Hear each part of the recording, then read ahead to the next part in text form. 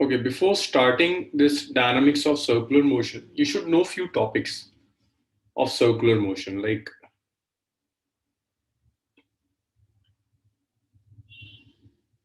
in circular motion, we did few things. Like the first one was angular velocity.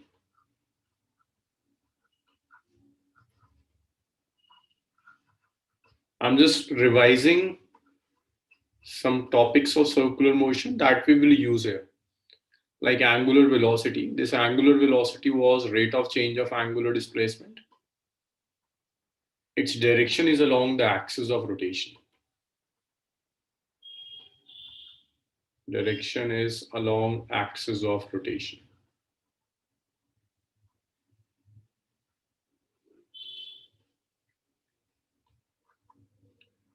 After angular velocity, the next quantity is linear velocity.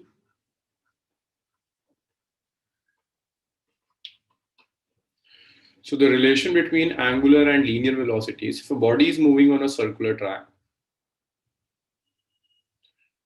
due to its motion on circular track, this body has some angular velocity. Along with the angular velocity, there is a linear velocity which is tangential to the circular track.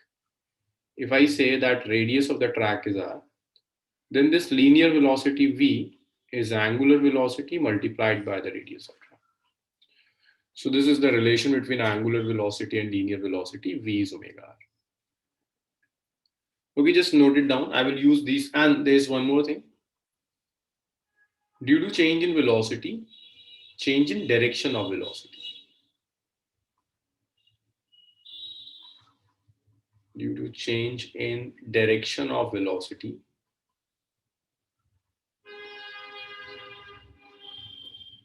body have an acceleration known as centripetal acceleration.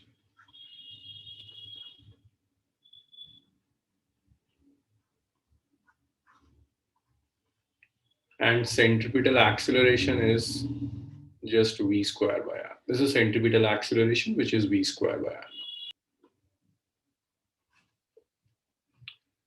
Okay, after this centripetal acceleration, the next topic is, now let's start with circular motion, dynamics of circular motion. The next is centripetal acceleration.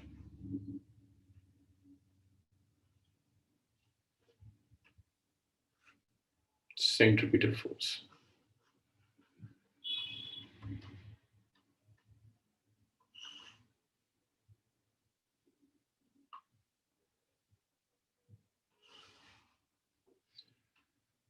Now, the dynamics of circular motion starts with the concept of centripetal force. So if a body is moving on a circular track, the direction of its velocity is continuously changing.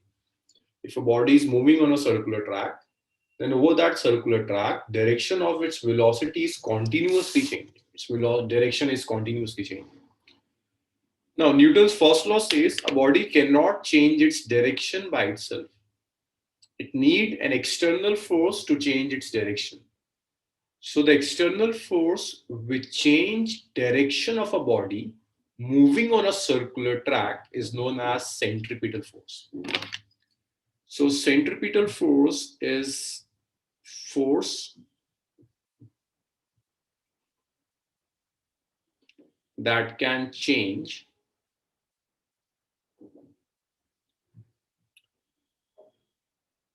direction of body, direction of velocity of body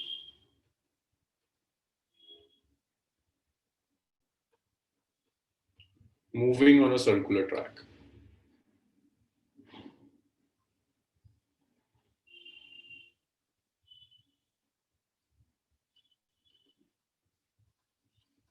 So if a body is moving on a circular track, then it needs a force which can change the direction of its velocity. That force is known as centripetal force.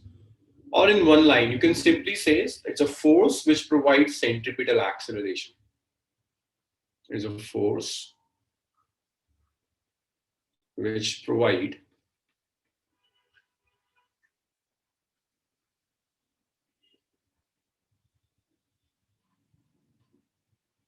centripetal acceleration.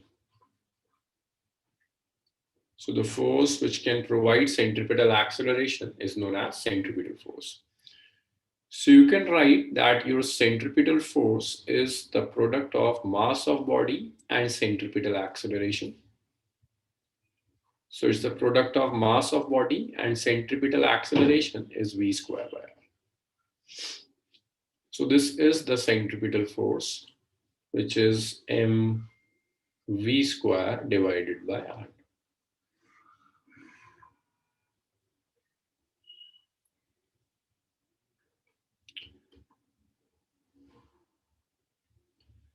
If you want, you can even write this as in terms of angular velocity. In terms of angular velocity, centripetal acceleration is m omega square. So centripetal force, you can write that the expression of centripetal force is m omega square r. So this is the magnitude of centripetal force, mv square by r, or this is m omega square r. So if this is the body of mass m, it's moving on circular track. This is the center of the track. Then this body will experience a centripetal force, Fc. The direction of centripetal force is along the radius towards the center. And this is the magnitude. It's mv square by r, or this is m omega square. This is it. So its direction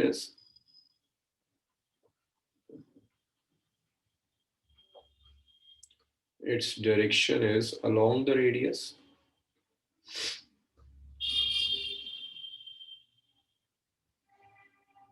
towards the center.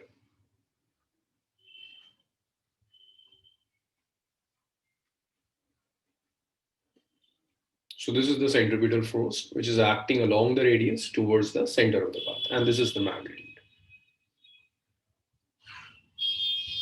A very basic formula-based question, just to know how to calculate centripetal force. A body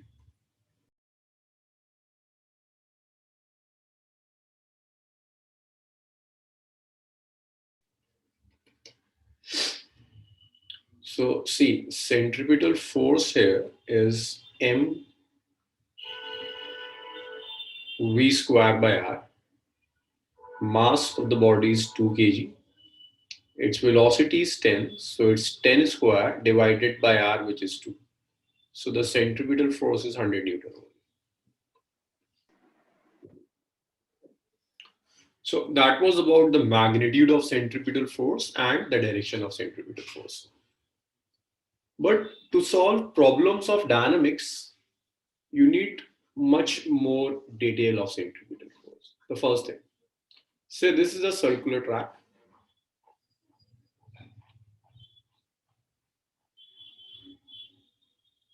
Circular track.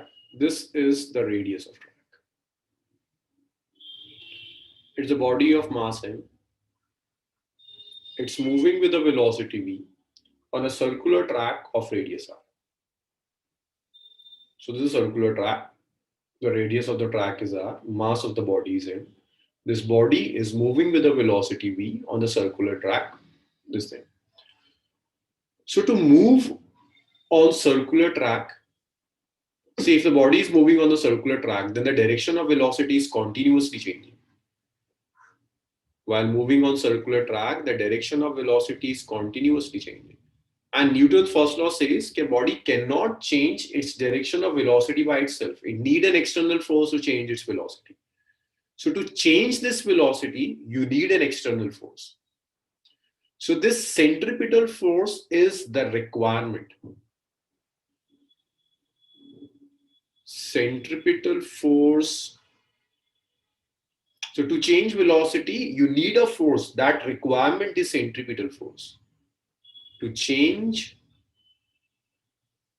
direction of velocity,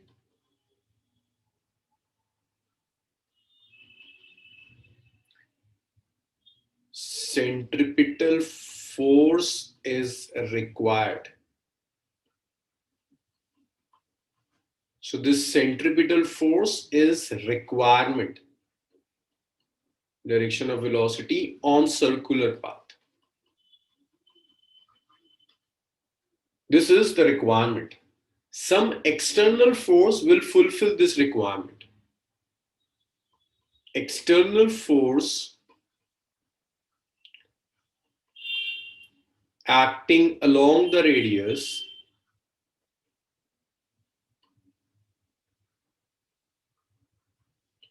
towards the center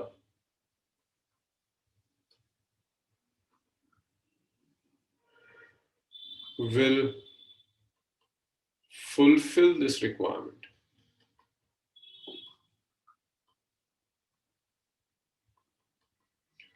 I will give plenty of example to support this concept, but these two things should be in your mind. Centripetal force is just a requirement. When I say that centripetal force is mv squared by r, it doesn't mean that mv squared by r force is acting on the body. It simply means that body required that much of force. It simply means that body required a force which is mv squared by r. It's simply a requirement for centripetal force. And you need an external force to fulfill this requirement.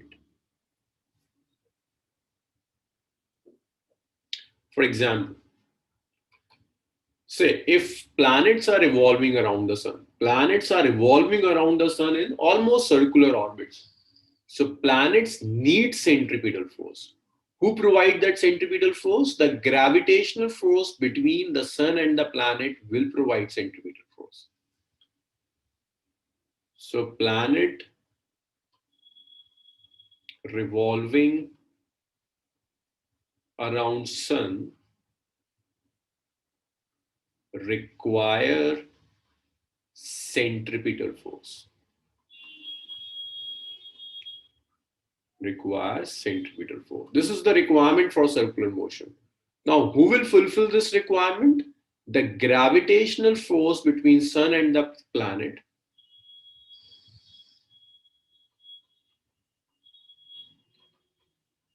gravitational force between sun and planet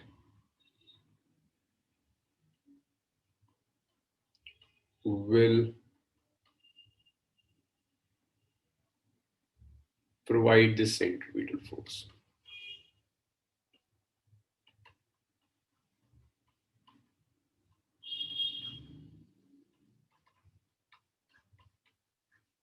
This is the first thing.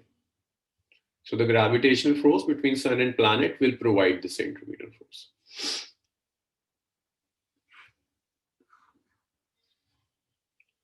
One more example. Okay, just can you tell me, in an atom, electrons are revolving around the nucleus. An atom, electron revolving around nucleus requires centripetal force.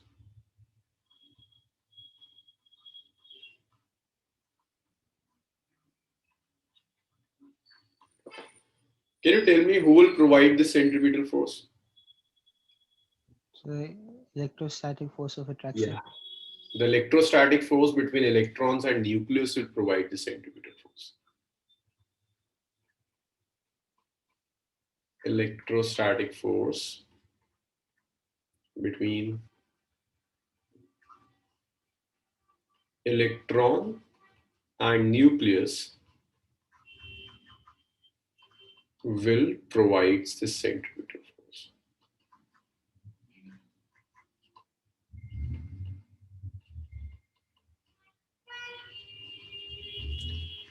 So there is always a requirement which is in terms of centripetal force. Then there is a supply. Supply here is gravitational force. This is providing centripetal force. Supply here is electrostatic force, which is providing centripetal force. In few cases, friction can provide centripetal force. So is it clear that centripetal force is just a requirement?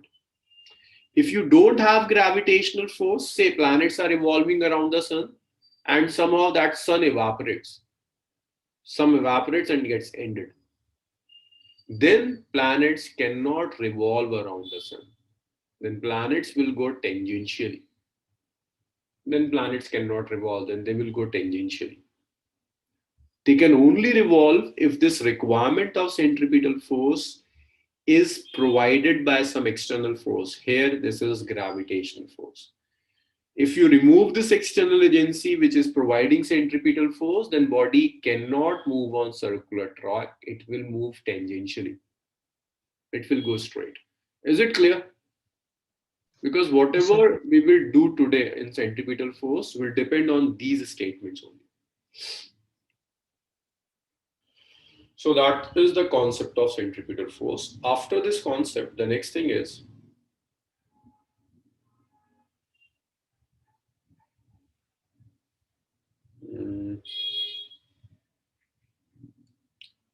let's solve this problem. So we will solve two problems just to clear this concept. Then we will come to application part in your syllabus.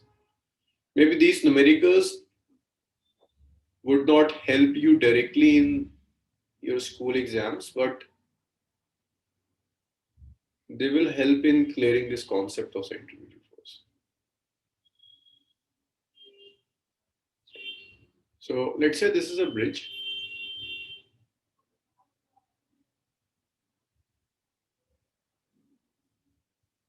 It's a bridge in this way. It's concave bridge.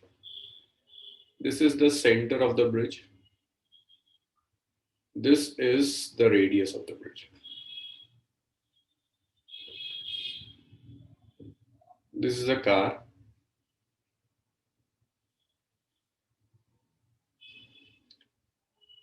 It's moving with a velocity v over this circular track. The mass of the car is m, so its weight is mg.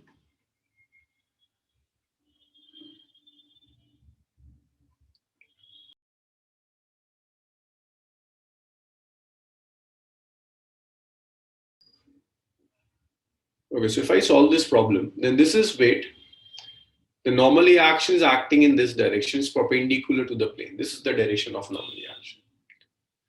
So now we have to decide which force will provide centripetal force. There are two forces. One is N, another is mg. So when you have more than two forces, then the net force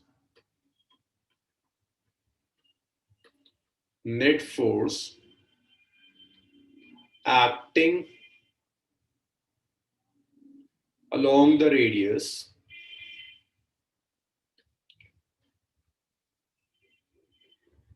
towards the center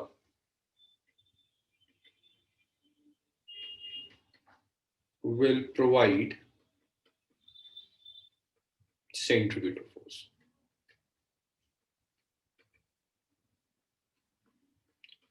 So the net force which is acting along the radius towards the center is the one which will provide centripetal force.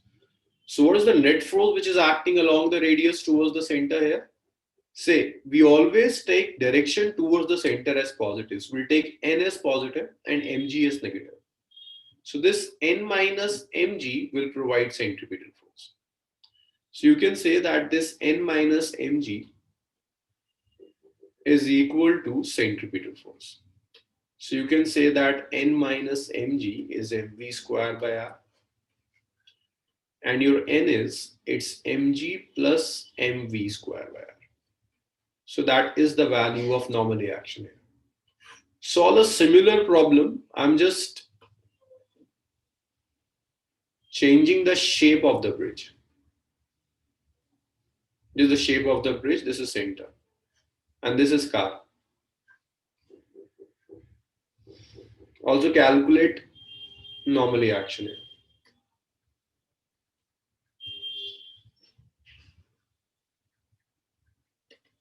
Calculate normally action.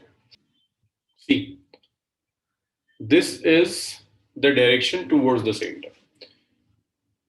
So see, weight of the body is acting downwards, mg. The normally action is acting upwards. I need net force towards the center.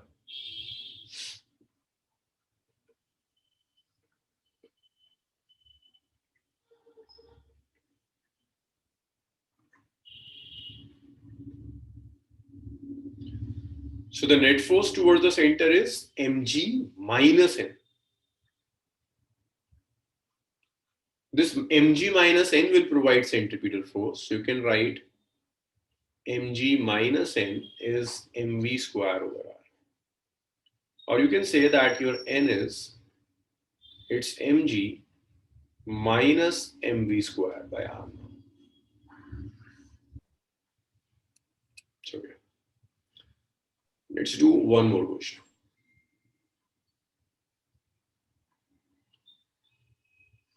Say this is a rigid support.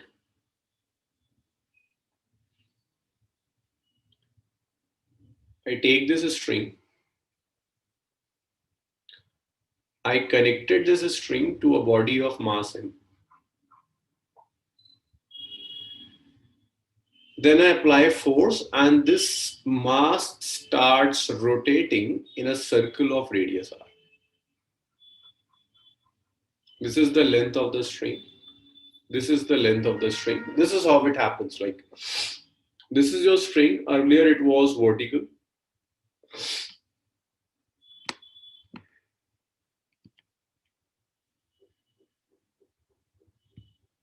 Yeah. So earlier your string was vertical. Then I take this string at some angle theta with the vertical. Then I tilted this string at some angle theta with the vertical. Then this string, it starts revolving in a circle of radius r. Earlier it was vertical. Then it tilted from its vertical position and then it started revolving in a circular radius r. Like if you take a thread, you connected a stone with the thread and you keep on revolving that stone in a circular path. This is what we are doing here. So I'm just representing this initial position with the dotted lines.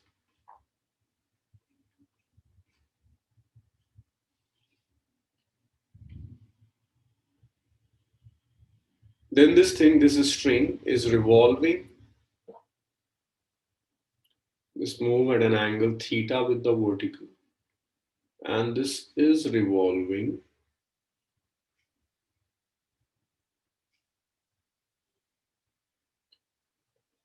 in a circle of radius r. This is the radius of the circle. The length of the string is L, and this is the radius of the circle. It's revolving in a circle of radius. And this is the center of the circle about which it is revolving. From here to this initial position here, length is L. Here to here, this is stone now, this length is L. The R is the radius of the circle. So a stone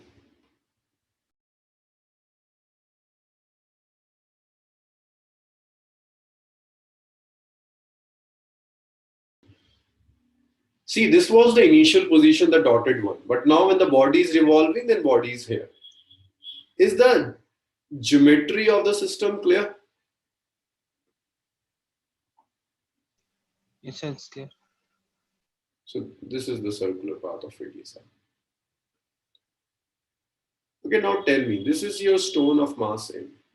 Sania, can you mention all forces which are acting on this mass m?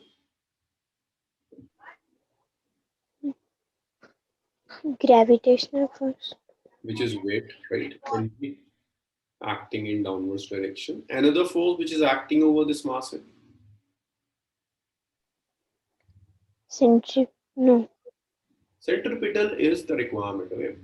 Yeah. We never draw centripetal force in your FBD free body diagram. Another force. Only one force is acting on the body.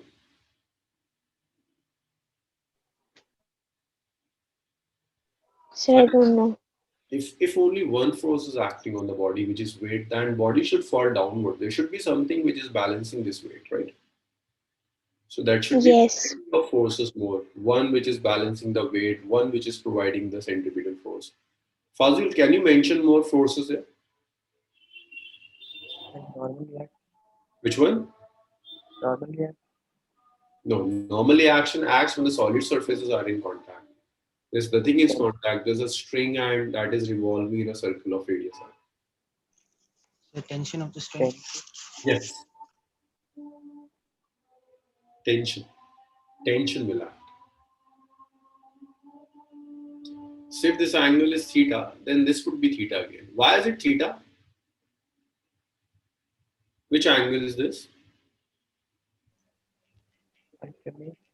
Alternate angles, right? If I take this as theta, then this is theta. This is tension.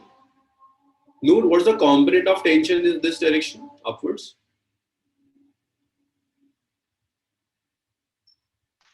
I didn't understand. Sorry. I didn't understand. What's the The question. component of tension T in this direction? T cos theta. T cos theta. And in this direction, this will be T sin theta. Note this tension is not given. So this T should not be in your answer. Like while calculating any numerical, first of all decide what are the given terms. This M is given, this theta is given, then this length is given, then this radius is given. T is not given. So you have to substitute T somehow. Anyways, if I take this mass M, what is T cos theta doing? This T cos theta is trying to balance this weight of the body. Say, if I connected a mass through a string and I'm revolving that mass in a circle of radius r, then continuously two forces are acting on the body. One force is trying to balance the weight, otherwise the body will fall downwards. There is another with force which is providing the centripetal force. So there is one force T cos theta which is trying to balance the weight, which is equal to mg. That's first equation. Then there is another force T sin theta. See, T sin theta is acting towards the center. So this T sin theta is providing centripetal force. Is it clear, everyone? Yes, sir. The next thing is you can divide 2 and 1. When you divide 2 by 1, this is T sin theta divided by T cos theta is mv square by r by mg. This m will cancel this m, this t will cancel this t. You will get tan theta is v square by rg. So you can write your v square as rg tan theta. You can write your v as root over rg tan theta. This is how we can get velocity. Velocity is root over rg tan theta. Is it clear? Yes. This is how we use centripetal force. Every force which is acting along the radius towards the center will provide centripetal force. There's one more thing. Can you explain again? Okay, the whole thing? Yes, sir. Yes, sir. This resolution was clear? Yes, it's clear. Yes, sir. If this body of mass m is moving in this circle of radius r, like say it's moving in air, then there are two things happening. The one is Earth is trying to pull this body downwards. If this body is not falling downwards, that means there is one force which is trying to balance the weight of the body. And that force is T cos theta. So a component of tension is trying to balance the weight. So I write this as T cos theta as mg. Is it clear? Yes, sir. It's clear. There is another component of tension which is acting towards the center. So the force which is acting towards the center will provide centripetal force. That's why I wrote T sin theta as mv square by r. Right? Yes. Now you need this m. I don't know what's the value of t here. So I just divide 2 and 1. On dividing 2 and 1, this t gets cancelled out, m gets cancelled out. I got velocity which is root over rg tan theta. Fine? Yes, I understand. The next thing is, you can even substitute your r in terms of L. Say, I don't know what's the value of r. I can as well write this R in terms of L. So for this, you can take this right angle triangle. You can take this right angle triangle. This is O. This is C. And let's say this is M.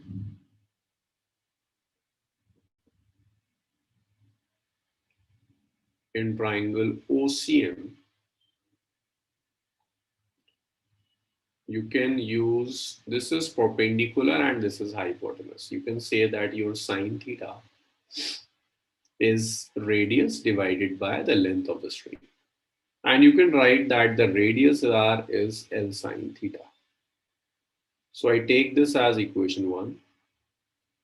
I take this as equation 2. I substitute 2 in 1. And V is root over its R, which is L sine theta, into G, which is tan theta.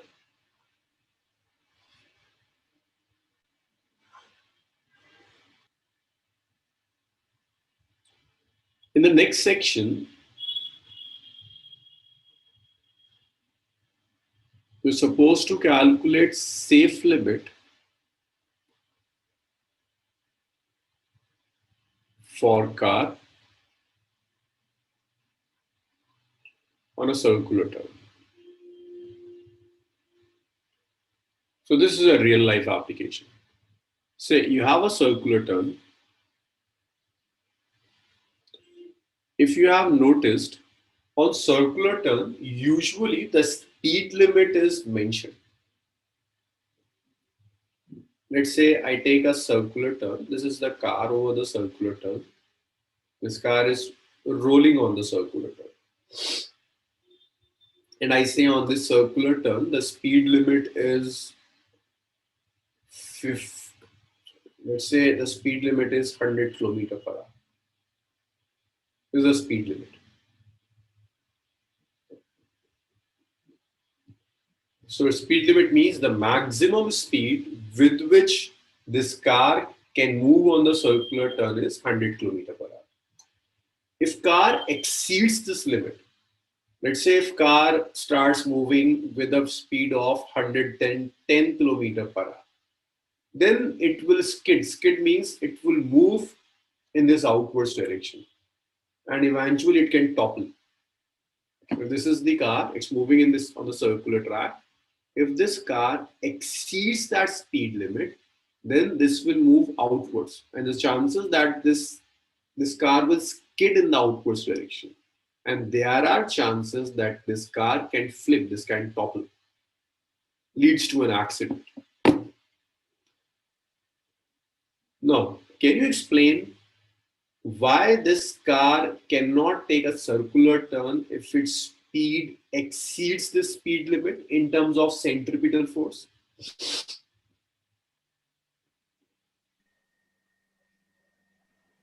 So the centripetal force is provided by friction, and above that speed friction, there will not be enough friction to hold the car. All right. See, say the mass of the car is M, the radius of the track is R. So the maximum force that, see, if the car is moving on a circular track, it will need a centripetal force. This car will definitely need a centripetal force. Someone here should be providing that centripetal force, and that force is basically friction. Friction is providing the centripetal force. How friction provides centripetal force, that we will see in the next section. But see, friction is providing centripetal force. So what do you think? Your centripetal force, I'm giving you two options for the safe limit, for the safe turn. Friction is less than the external force, which is providing the centripetal force, or your centripetal force can be greater than the external force, which is providing the centripetal force. So which condition should the system follow for a safe turn? Your centripetal force should be less than external force, or it can exceed centripetal external force. for safe turn? Answers. This is option A and this is option B. So which condition should hold if the car required to take a safe turn? First or second condition? I need answer of each one of you. A. Sir, Yes. sir, can you repeat the question again? Yes. See, this car is moving on a circular track with certain velocity. The safe limit of the track is 100 km per hour. It's written that the safe limit is 100 km per hour. If car exceeds that safe limit, then it skids. Skid means if car is moving on the circular track, it will go out of the track. It will skid and finally it can topple in this way and that can lead to an accident. So I'm just asking that for a safe turn, there are two forces involved. One is centripetal force, which is the requirement, and second is the external force, which is the supply. There should be some force which is applying the centripetal force. In the last few examples, there was one gravitational force, which was an external force, which was providing centripetal force. Then there was electrostatic force, which was providing centripetal force. In the recent example, a component of tension was providing centripetal force. So I'm just asking for a safe turn so that car does not skid. Which condition should hold? Centripetal force should be less than external force or centripetal force should be greater than external force? Yes, Sania. Less than. Less than, yeah. Because this is the requirement. Your requirement should always be less than supply. If centripetal force requirement exceeds supply, then eventually accident will happen. Noor. Yes, sir. The second cannot be true because this is providing centripetal force. Centripetal force could not exceed this thing. In this example, centripetal force is exceeding its external force. That's why body will skip. For Okay, safe, sir. your centripetal force should be either less than or at most equal to the external force. Then only your body will take a safe turn.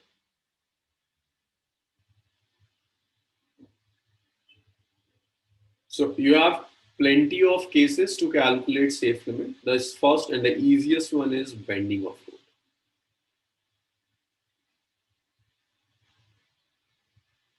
The very first case is bending of road.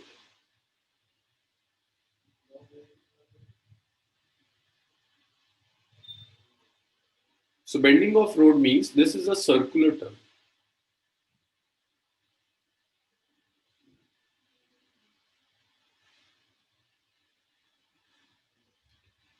On this circular turn, a car is moving.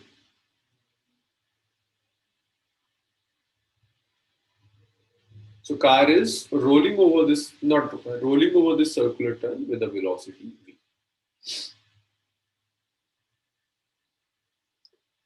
A frictional force is acting on the car which is towards the center. So to move in this circular turn, let's say the radius of the circular track is r. I'm taking the radius just from the center of the track.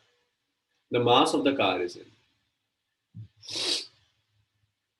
So car of mass m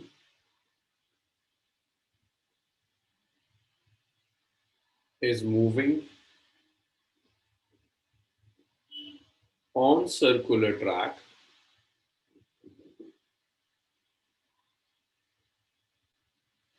of radius r with speed v. So to move on this road with a speed v, the car need a centripetal force. So the centripetal force required. Centripetal force required by the car is mv square by r. This first equation. So this is the centripetal force which is required by the car.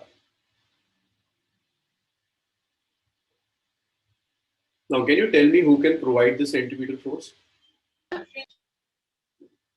So friction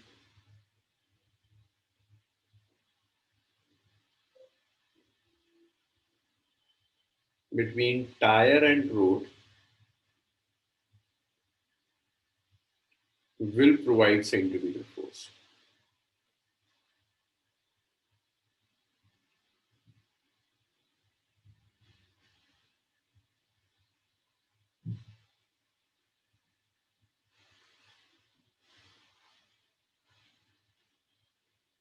So you can write that frictional force as mu n. In this case, the weight is acting. See, it's a three-dimensional diagram basically. This is road, which is an xy plane. This velocity is an xy plane. And this is normally action, which is perpendicular to the road. So normally action is in z-axis along. And weight is also acting along z-axis. So this is weight, which is acting along z-axis. And there is normally action, which is also acting along z-axis. Say if this is the track and this is the car. This plane should be clear. This is the track and this is the car. Car is moving in xy plane. But normally action is this, perpendicular to the plane of the car along z-axis. Your weight is perpendicular to the plane of the car along z-axis. So your weight is acting perpendicular to the plane of the car.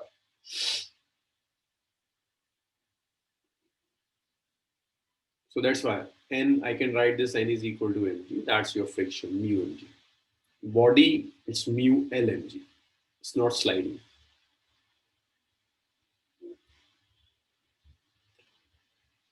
So friction provides centripetal force. That means your centripetal force should be less than or equal to force of limiting friction.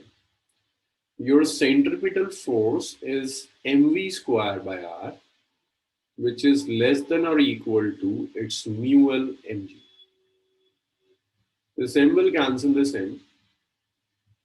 Your v square is less than or equal to its mu L rg. Its v is less than or equal to its root over mu L rg. So this is the velocity of which the body is moving. It's less than or equal to root over mu L rg. Is it clear? Yes, sir. Yes, sir. For a safe turn, the velocity should be less than or equal to this thing. So what should be the maximum value of velocity? If you use equality sign. It's like if I'm saying that x is less than or equal to 3. So what could be the maximum value of x? It's equal to 3. It's either less than or equal to 3. The maximum value is 3. So say in the same way, v is less than or equal to mu L rg. So what's the maximum value of velocity? It's root over mu L. So this is the maximum velocity of body. And we call this maximum velocity as safe limit. This is the safe limit, maximum velocity, which with this car can move on a circular route. And solve this question. So car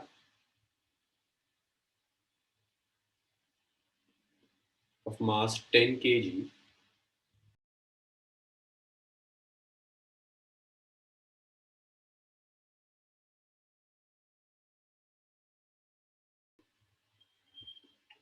see the safe limit V max is root over its mu rg. So here mu is 0.2. The radius of the track is 10. Your g is 10. It comes out to be root over 20 meter per second. That you can write as 5 root 2. Like 2 root 5.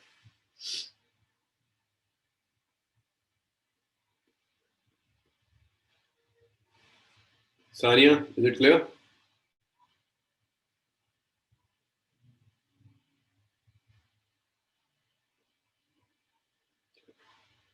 So this is the maximum velocity with which this car takes a circular turn. If the speed of car exceeds this value, then car will skid, that leading to an accident. So, okay, tell me one thing. So, on which factor you think this safe limit depends here?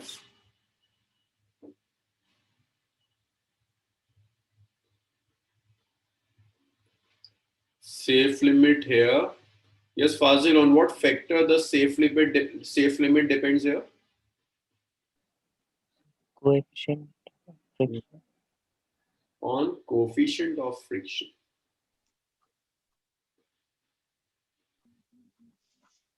Here, the safe limit depends upon the coefficient of friction, which is not very reliable.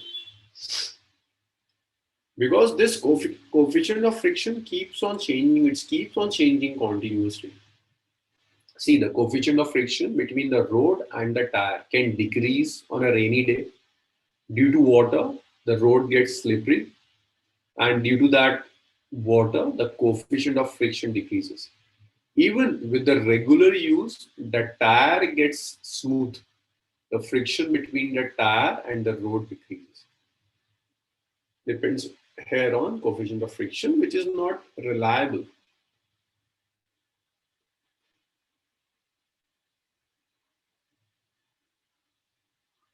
As friction between tire and road can decrease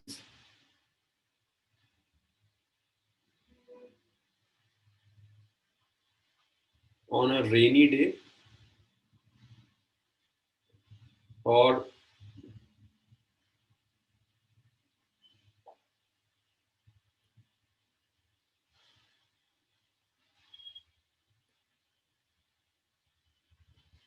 with use of tire.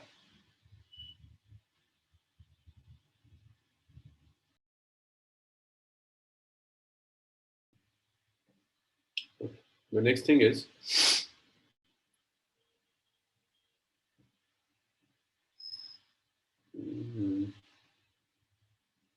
after bending of road, there is one other topic which is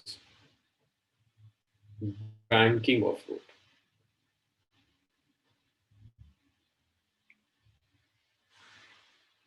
Banking of road simply means raising the outer edge of the road. Banking means raising the outer edge of the road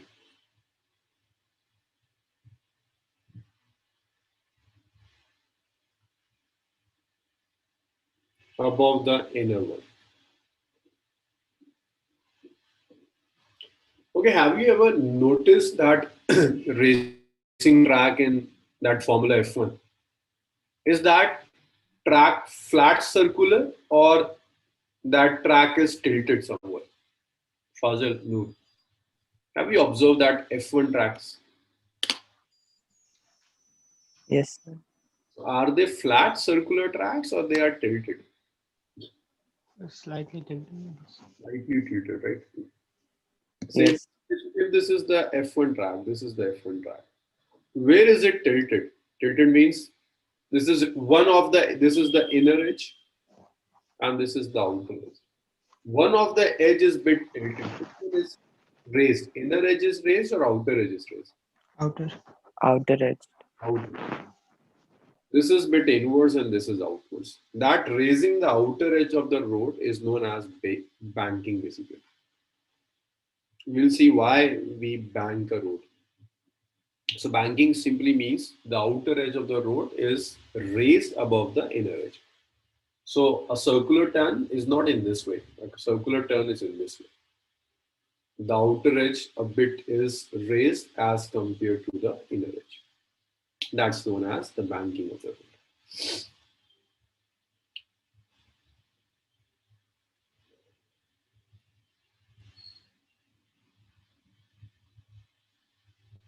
So this is the circular turn. Now this diagram should be a three-dimensional diagram basically. This is the inner turn.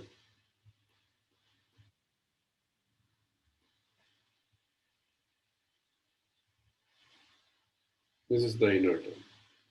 the outer should be raised with respect to inner term. So if this is the inner, outer should be here, slightly raised with respect to the inner. But I cannot draw that three-dimensional figure here. So I'm just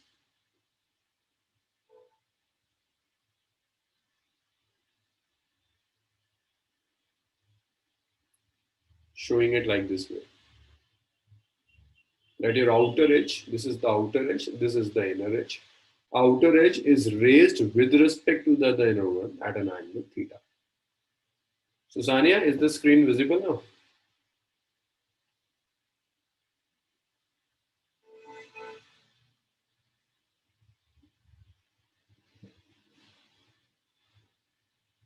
So that's your bank road, and this is your car placed here.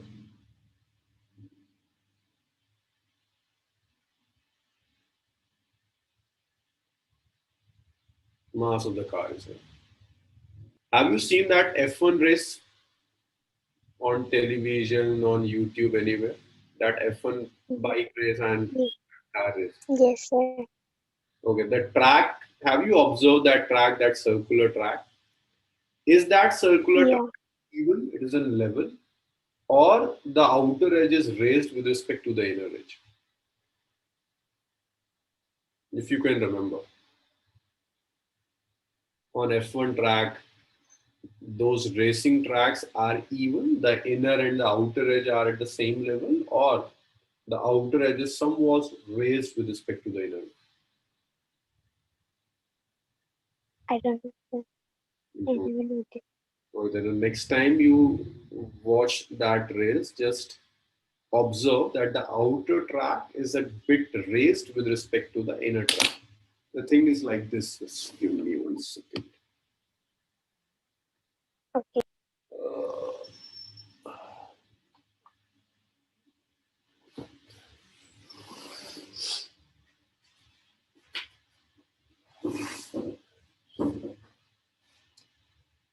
Yeah. So if this is your circular track,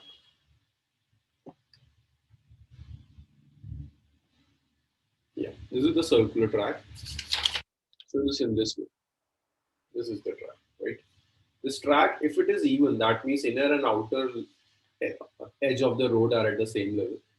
But it's not always at the same level. The outer one is raised a bit with respect to the inner. And the car is rolling like this.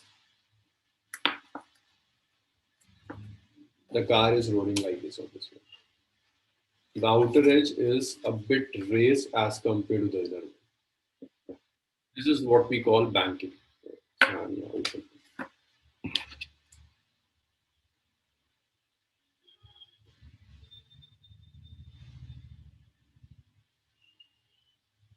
Okay, so this is known as banking.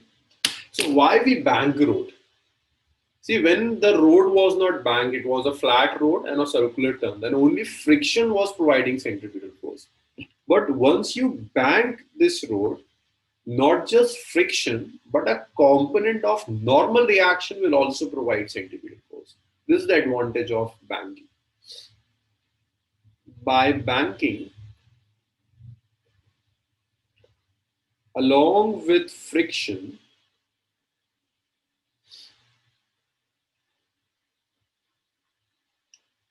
a component of normal reaction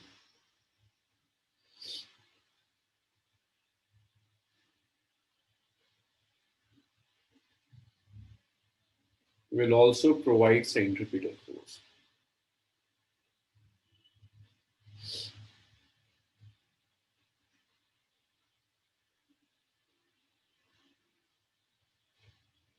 So it's not just friction which is providing centripetal force, but a component of normal reaction will also provide centripetal force. Now let's see how a component of normal reaction can also provide centripetal force. Mass of the body is m, so its weight is ng. So this is the normally action in here. If this is theta, then it can be easily proved. So if this is theta, then this angle, this one, this with the inclined plane. This angle is also theta, alternate angles. If this is theta, then this angle is 90 minus theta, and this angle is theta. See, this is straight line, and if I take angle here or here, is the same thing.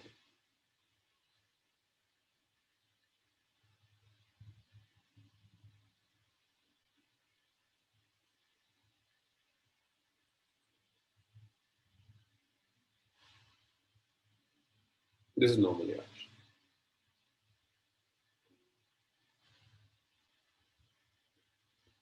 This is the horizontal direction, and this is the vertical one. If this is theta, then this is theta alternate angle. This and this are perpendicular, so I call this as 90 minus theta. Again perpendicular, so I call this as theta. So you can take components of a normally action. One is acting in this direction, which is n cos theta. Another is acting towards the center, which is n sin theta. And moreover, the car have tendency to slide down the plane. So friction is acting up the plane. Sorry, so not down the plane. This car, due to inertia of direction, this car will try to move out of the center of the circular plane. This have tendency to move up the plane. So friction will definitely act down the plane. This is the center of the track here. You can take components of friction. This is one component, which is f cos theta.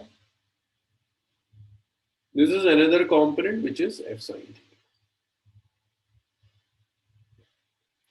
Okay, now can you tell me what are the forces which are providing centripetal force?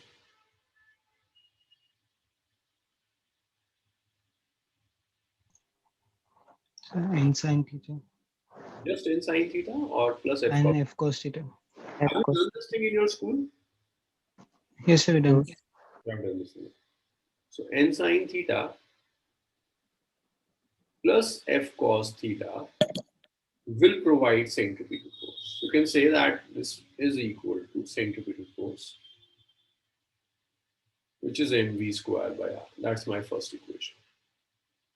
This n cos theta will balance these two terms. F sin theta plus mg will get balanced by n cos theta. That is equation number 2. This is it. So you can write this as like your mg is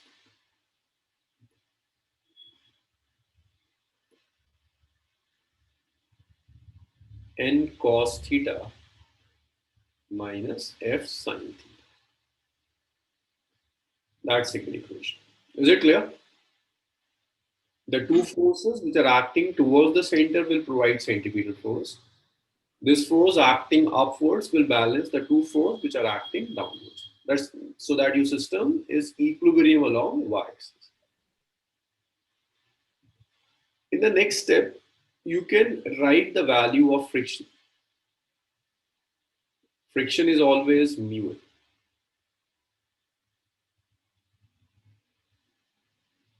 If I substitute the values of friction, is 3 in 1 and 2.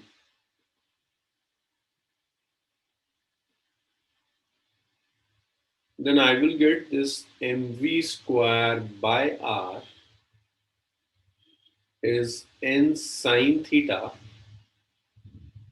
plus f, which is mu n cos theta. So you can get that your mv square by r, you can take this n as common. It's sin theta plus mu cos. That is equation number 4. Next, when you substitute this value in 2, you will get mg is n cos theta minus friction, which is mu n sin. So your mg comes out to be n. It's cos theta minus mu sin theta. That is equation number 5. So you can divide 4 and 5.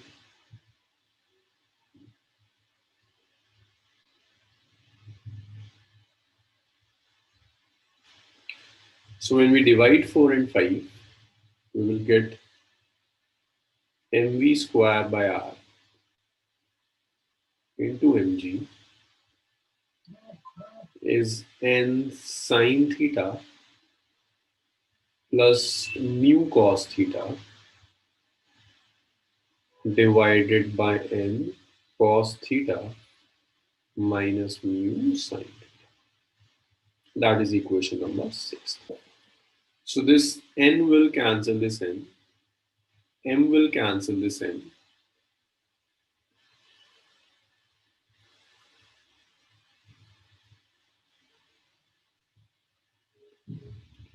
So we'll get that your v square over r g is sine theta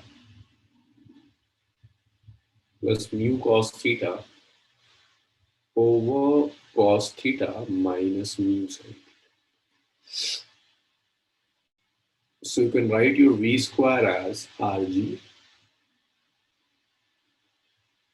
It's sine theta plus mu cos theta by cos theta minus mu sine. You can leave your calculation here, but just to keep this thing in standard form, you can keep on dividing. You can divide numerator and denominator by cos theta, just for a simplified expression. Sine theta over cos theta. I'm just dividing numerator and denominator by cos theta. Mu cos theta by cos theta over cos theta by cos theta mu sine theta by cos theta. So the cos theta by cos theta is 1, cos theta by cos theta is 1. So v square is rg. It's tan theta minus mu by 1 minus mu tan theta.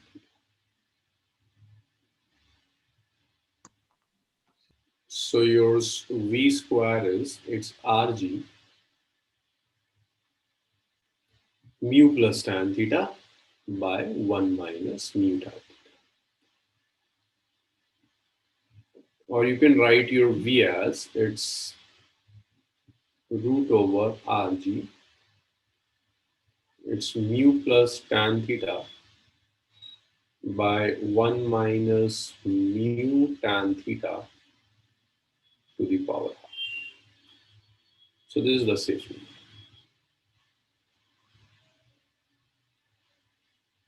There is one more. Is it clear? Yes, sir. Yes. So along with friction, you have one more factor which is providing the safe limit. So obviously safe limit would have increased. So just to see that if I remove friction, then what will happen? So we introduce a term which we call optimum speed. Optimum speed means safe limit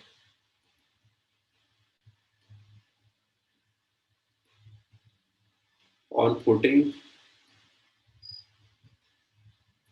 mu equal to 0. So if I put mu equal to 0, then your v comes out to be, it's rg, it's tan theta plus 0 over 1 minus 0 to the power half. So v comes out to be root over rg tan theta.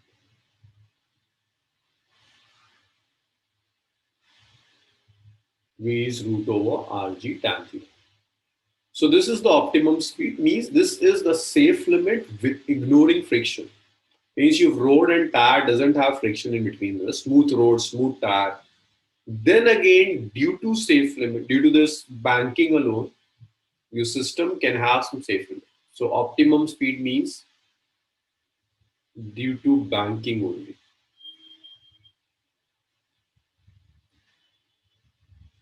And this banking is not only in road, even in railway tracks. Whenever there is a sharp turn on the railway track, then the outer rail is bit raised with respect to the inner rail, so that the banking can give the safe limit.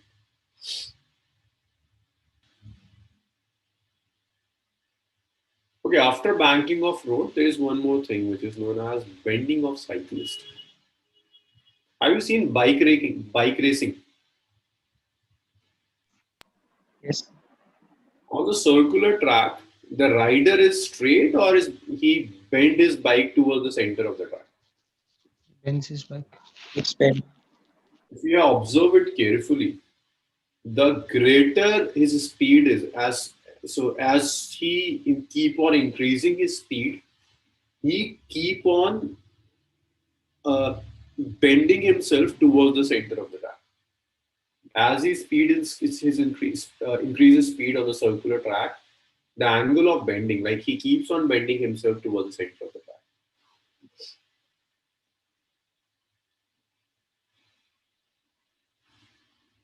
So this is the circular track. This is the center of the track. If this is a cyclist or a biker, someone who are moving on two-wheeler, he keep on bending himself with the center. So theta is the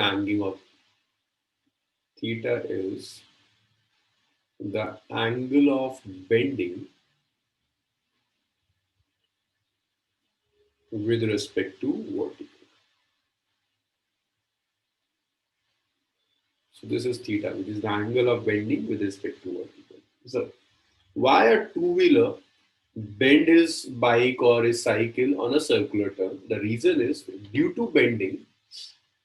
See, if this is the cyclist, this is the cyclist. This is the weight of cyclist, and this is the normally action. If the cyclist is straight, then normally action will act in upwards direction. But since he bent his cycle, the normally action is acting at an angle. You can take components of normally action. This is n cos theta and this is n sin theta. So it's very clear that n cos theta will balance the weight.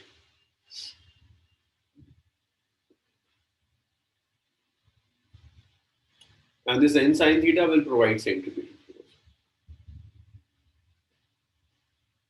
mv square by r, that's it. So if I divide 2 and 1,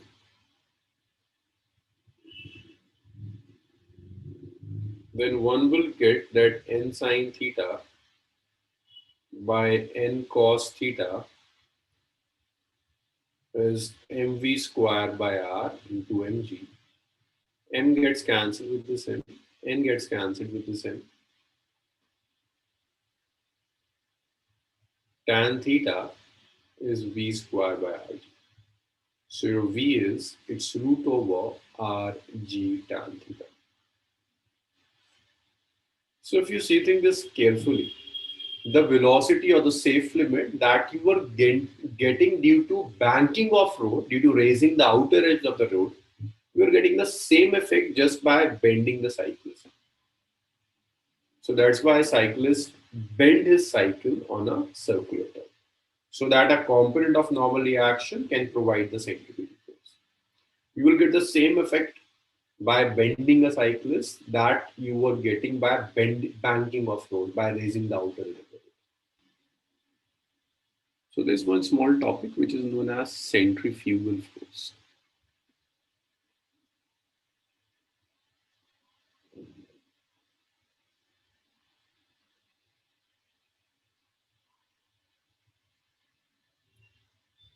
Centrifugal force.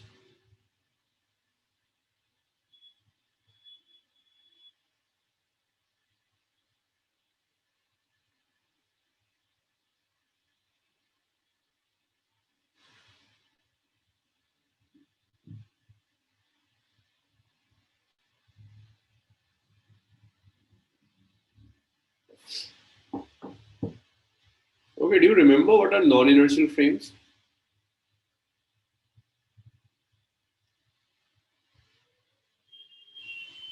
Father, usually from this part you don't get much numericals, you get basically conceptual questions, but we will do numerical first once I finish the centrifugal force. So, what were non-inertial frames? We have discussed non-inertial frames earlier.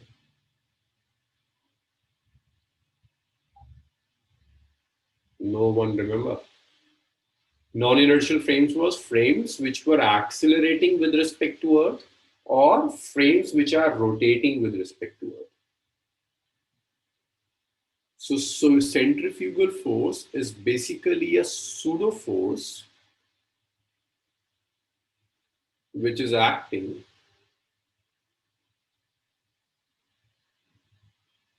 in rotating frames.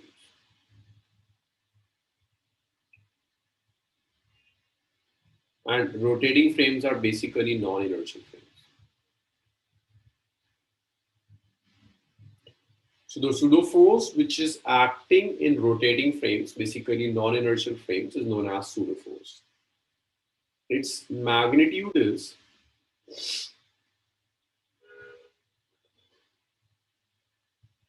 mv squared by r, or you can write this as m omega square r. This one is its magnitude. Its direction is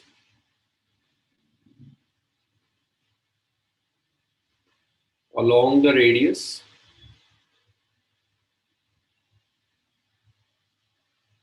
away from the center.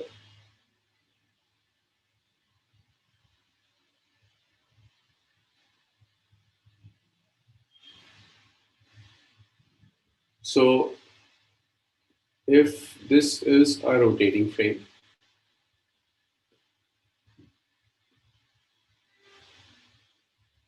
this is the axis,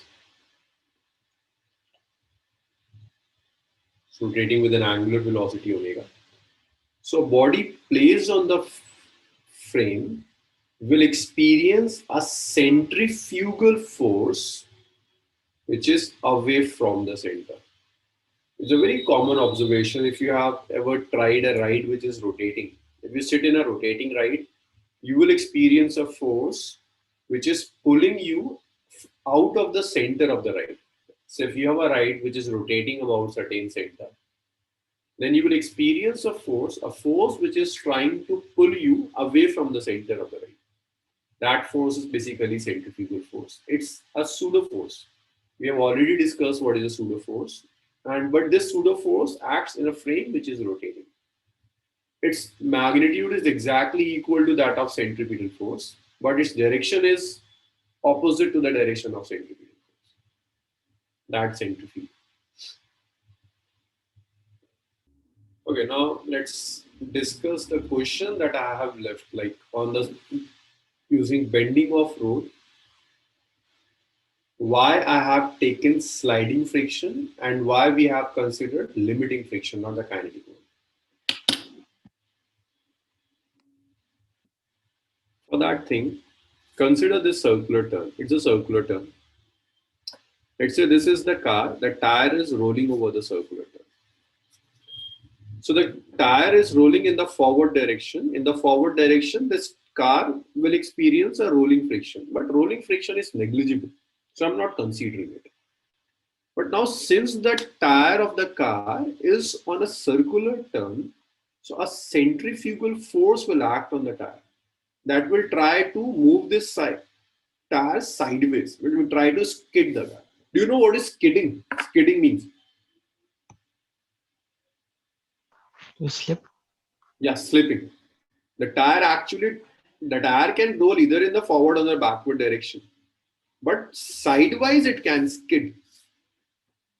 So what happens when you move a tire on a circular turn, then it rolls in the forward direction and the backward direction.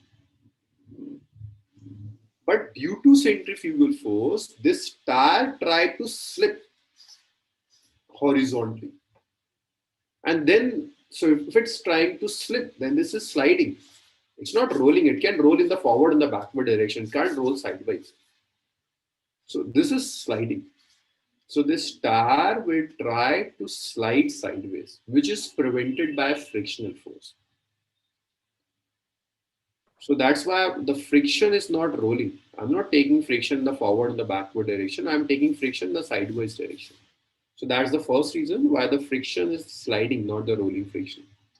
The second one, why I'm considering limiting friction, because the friction does not allow this tire to get slip. This tire is trying to slip, but friction is not allowing it. Friction is basically holding this tire from slipping. So that is the reason why I consider that thing, the sliding friction and the limiting one.